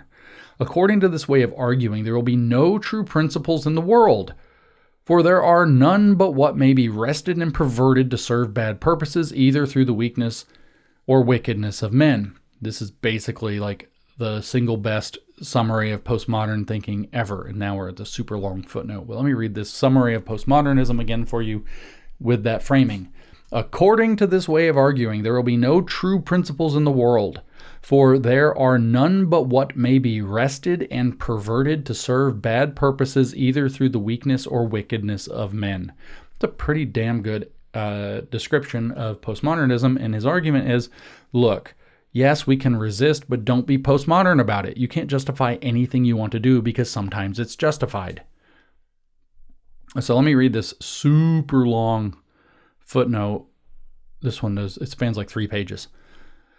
We may very safely assert these two things in general without undermining government. One is that no civil rulers are to be obeyed when they enjoin things that are inconsistent with the commands of God. All such disobedience is lawful and glorious, particularly if persons refuse to comply with any legal establishment of religion. What? Do what now? Particularly if persons refuse to comply with any legal establishment of religion. Let me again remind you that this is not an argument for Christian nationalism. Okay, so listen to what he just said. One is that no civil rulers are to be obeyed when they enjoin things that are inconsistent with the commands of God. And all the Christian nationalists said, yay! All such disobedience is lawful and glorious. Yay! We should all have Christian rulers who are going to tell us things, or at least people who are forced to submit to the will of God in our rulers. That's a conclusion you could draw, right? Particularly if persons refuse to comply with any legal establishment of religion. Oh, whoops, the legal establishment of a religion is one of the things we should never comply with, because it is a gross perversion and corruption as to doctrine, worship, and discipline of a pure and divine religion brought from heaven to earth by the Son of God, the only King and head of the Christian church, and propagated through the world by his inspired apostles. So funny thing there is Christ is king means that Christ is the only king, which means the people saying Christ is king are not king. All commands running counter to the declared will of the supreme legislator of heaven and earth are null and void, and therefore disobedience to them is a duty, not a crime. Another thing that may be asserted with equal truth and safety is that no government is to be submitted to at the expense of that which is the sole end of all government, the common good and safety of society. Because to submit in this case, if it should ever happen, would evidently be to set up the means as more valuable and above the end, than which there cannot be a greater solecism and contradiction. The only reason of the institution of civil government and the only rational ground of submission to it is the common safety and utility. If, therefore, in any case, the common safety and utility would not be promoted by submission to government, but by the contrary, there is no ground or motive for obedience and submission, but for the contrary. Whoever considers the nature of civil government must indeed be sensible. This is still the footnote. Whoever considers the nature of civil government must indeed be sensible that a great degree of implicit confidence must be unavoidably placed in those that bear rule.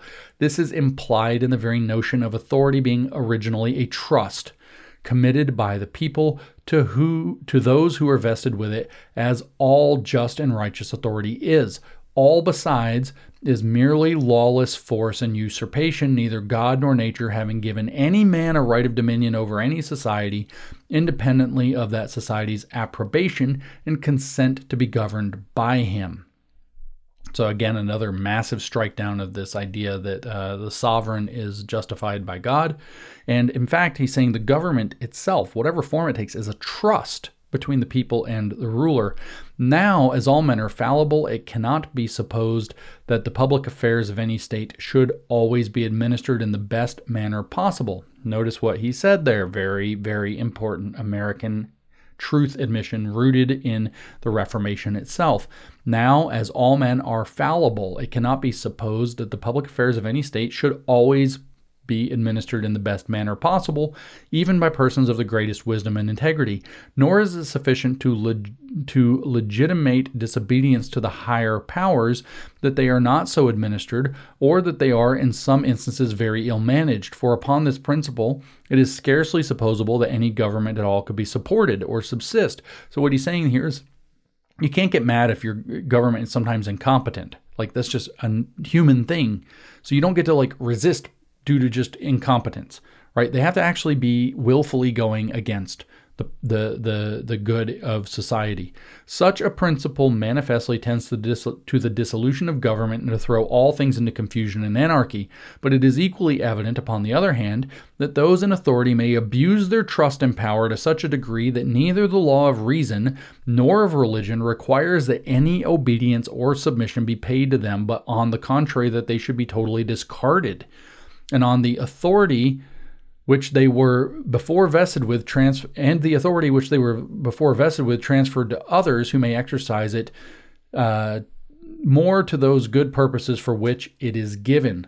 Nor is this principle that the resistance to the higher powers is in some extraordinary cases justifiable, so liable to abuse as many persons seem to apprehend it. For although there will be always some petulant, querulous men in every state, men of fractious, turbulent, and carping dispositions, glad to lay hold of any trifle to justify and legitimate their caballing against their rulers and other seditious practices, in other words, critical theorists, woke right, yet there are, comparatively speaking, but few men of this contemptible character. So he doesn't think very highly of such people. The problem is we actually have a lot of them right now. There are not relatively few of them. We have a metric shit ton of them in the common parlance. It does not appear that mankind in general have a disposition to be as submissive and passive and tame under government as they ought to be. Witness a great, if not the greatest part of the known world, who are now groaning but not murmuring under the heavy yoke of tyranny, while those who govern do it with any tolerable degree of moderation and justice, and any good measure act up to their office and character by being public benefactors. The people who will generally be killing it here. While those who govern do it with any tolerable degree of moderation and justice, in any good measure act up to their office and character by being public benefactors, the people will generally be easy and peaceable, and be rather inclined to flatter and adore than to insult and resist them. Nor was there ever any general complaint against any administration which lasted long, but what there was good reason for.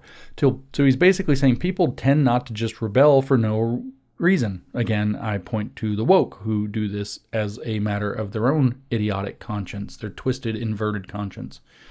But nor was there ever any general complaint against any administration which lasted long, but what there was good reason for. Till people find themselves greatly abused and oppressed by their governors, they are not apt to complain. So you can see how dysgenic woke thinking is, because it teaches people to complain when they are not actually being genuinely greatly abused and oppressed by their government, but to believe that they are and to complain when it's not appropriate. And whenever they do, in fact, find themselves thus abused and oppressed, they must be stupid not to complain. To say that subjects in general are not proper judges when their governors oppress them and play the tyrant, and when they defend their rights, administer justice impartially, and promote the public welfare, is a great treason, as great treason as man uttered. 'Tis treason, not against one single man, but the state, against the whole body politic. 'Tis treason against mankind. 'Tis treason against common sense. 'Tis treason against God. Again, I add the note that he is literally condemning the woke mindset here. And this impious principle lays the foundation for justifying all the tyranny and oppression that ever any prince was guilty of. The people know for what end they set up and maintain their governors, and they are the proper judge when they execute their trust as they ought to do it, when their prince exercises an equitable and paternal authority over them, when from a prince and a common father he exalts himself into a tyrant, when from subjects and children he degrades them into the class of slaves, plunders them and makes his prey, and unnaturally sports himself with their lives and fortunes. Now, again, I'm reiterating that what he's actually talking about there is what Marxism and woke thinking undermine. He's basically saying the people themselves can be generally trusted to understand when their leaders have gone foul. And what I'm saying is that woke thinking is a manner of inculcating grievance and envy and hatred and malice and a sense of oppression to the point where they are not actually able to do that and act out in wicked mockery of the noble and godly resistance that he's actually appealing to against genuine tyrants. In other words, they are taught through woke thinking to see what is a real government as a tyrannical government, to see in the Gnostic sense that system that they operate in as a controlling demonic force, and therefore to resist in what would be the appropriate fashion against a tyrant, against something that's not actually a tyrant. That's what woke does. So here we have Jonathan Mayhew making a great point and not successfully anticipating the evil of Marxism, which is 100 years in the future. Actually, it's funny, the first treatises of communism are being written in France in the same year, later the same year as this was written in Boston. But anyway, I digress and we continue. A people really oppressed, he says, to a great degree by their sovereign cannot well be insensible when they are so oppressed. And such a people, if I may allude to an ancient fable, have like the Hesperian fruit a dragon for their protector and guardian. Nor would they have any reason to mourn if some Hercules should appear to dispatch him. For a nation thus abused to rise unanimously and to resist their prince, even to the dethroning him, is not criminal, but a reasonable way of vindicating their liberties and just rights. It is making use of the means, and the only means which God has put into their power, for mutual and self-defense, and it would be highly criminal in them not to make use of this means. It would be stupid tameness and unaccountable folly for whole nations to suffer one unreasonable, ambitious, and cruel man to wanton and riot in their misery, and in such a case it would, of not the two, be more rational to suppose that they did not resist than that they who did would receive to themselves damnation. So he goes on now to switch gears to talk about King Charles. I am only going to skim down till I find a footnote in this that I want to read to you, a long and important one, and then to skip down to his conclusion at the end. But I have to make sure I read the right, not the wrong footnote. I think I have found it. It is a page and a half long. It's a very long one.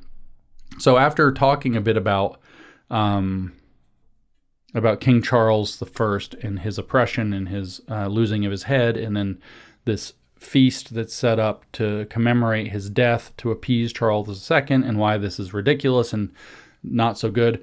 I'm not going to get into that argument. That's a very kind of temporal argument for his situation. He's going to make a very important point here in this footnote that actually appeals to the idea of understanding who you are constitutionally as Britons for the colonists at the point in 1750.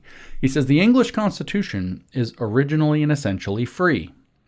The American one's even more, by the way, by dint of what was happening in the world at the time when we're reading now.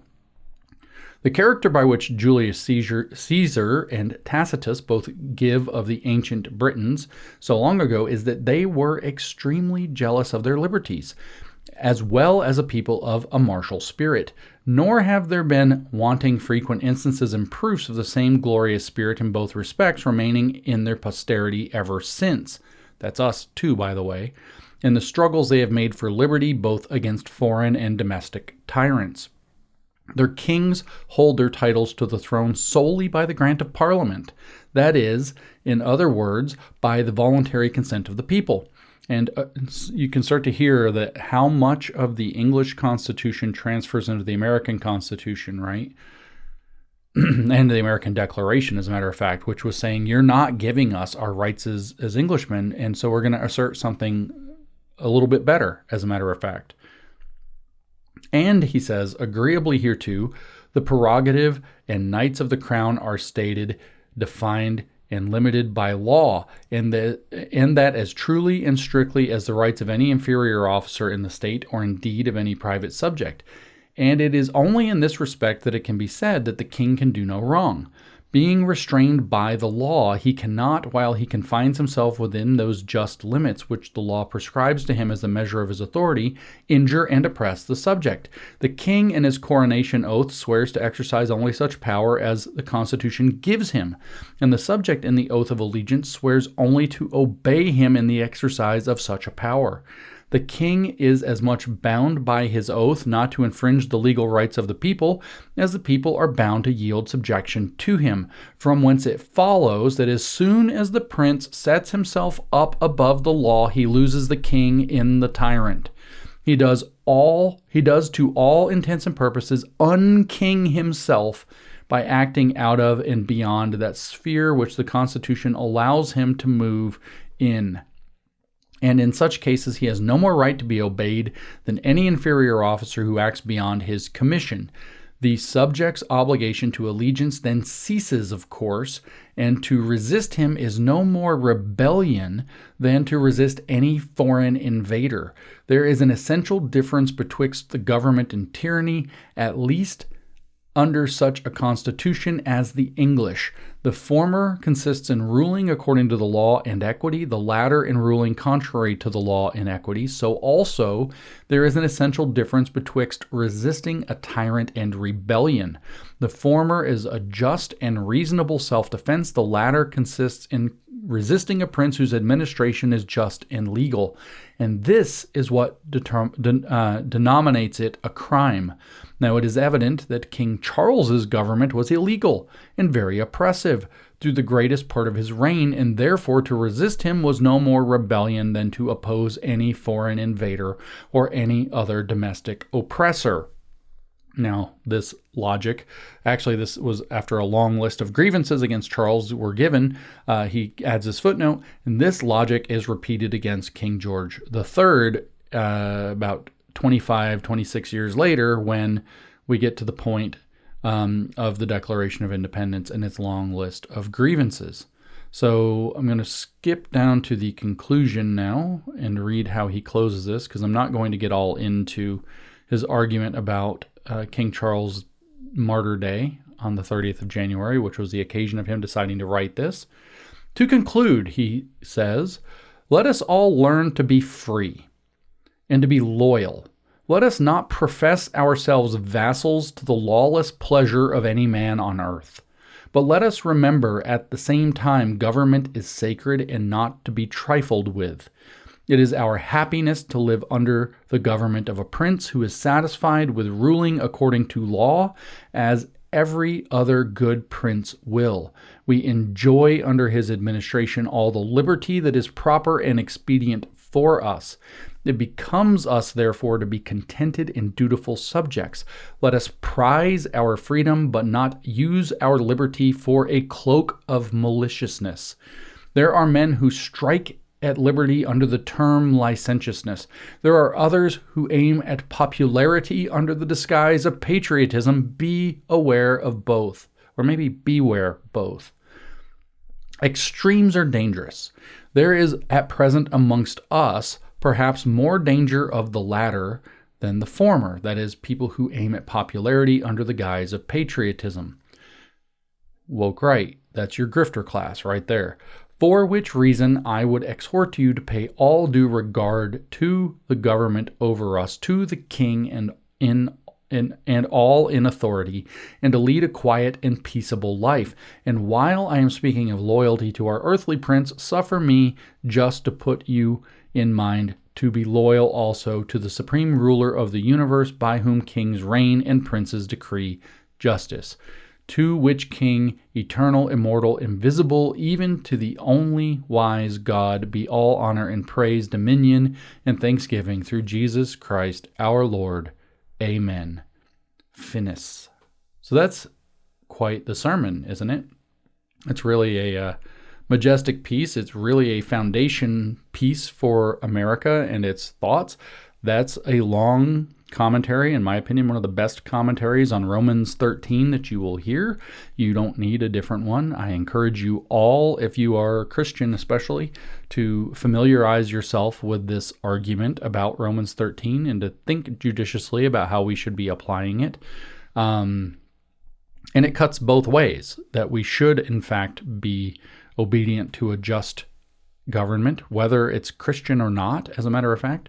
And he's explicit about the religious liberty point, but we should also, not tolerate tyranny. We should resist it. We should stand up, as so many did, and fight back against the closure of churches, the imposition of mandates, and things that were the two-tiered government, two-tiered justice system that we have under DEI and woke.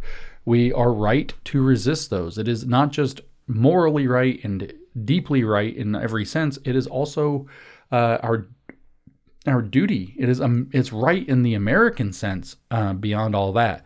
So I think that this was a very interesting object to read. I think it's very interesting to hear the thoughts of our founders and the people that inspired them. This particular sermon inspired many in the pre-revolutionary period, including very consequentially John Adams, who wrote, as I said earlier, a piece that went into the Boston Gazette under the title A Dissertation on the Canon and Feudal Law, that was overwhelmingly important regarding the Stamp Act specifically, but in setting the tone and tenor of the American colonists with regard to its pre-revolutionary mood, which eventually spilled over when Britain, too high and haughty on its own supply, decided to deny us our rights as free Englishmen, literally and explicitly. And so we declared independence and met their army and beat them and established the United States. So I encourage us all to start taking very seriously that we look at where we came from, who we are, what formed us, what lines of reasoning were underneath us, and to realize that some of these arguments are basically kind of forever, right? This is an argument that we've been having for the last 5 to 10 years about the right application of Romans 13 under lots of really, really bad policy. And here it is in 1750, an object of such tremendous importance that we have this major important sermon preached on it that then ends up becoming an inspiration to the majority of the colonists, including John Adams and others, who go on to give us our nation. So I'm going to try to do a little more of this, but I think we all should be. Start turning your eyes toward the founding materials of this country and start reinforming ourselves of who we are with that eye to memory. I won't really say more about it. I think it stands on its own, and I appreciate you taking the time to listen to me reading it to you. And I will catch you talking about John Adams and other things soon.